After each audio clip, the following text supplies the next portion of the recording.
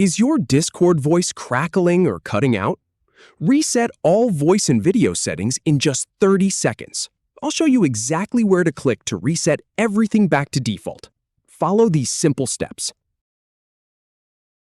First, open up Discord on your computer. Then, click the gear icon in the bottom left corner to open User Settings. In the App Settings menu on the left, select Voice and Video.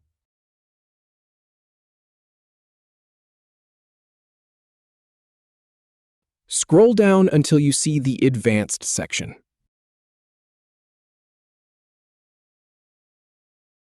Locate the Reset All Voice and Video settings. Click on Reset. Finally, click OK to confirm, and you're all set. If you have any feedback, or if any info is inaccurate, please leave a comment below. We'll do our best to answer or redo the video if needed. Thanks for watching.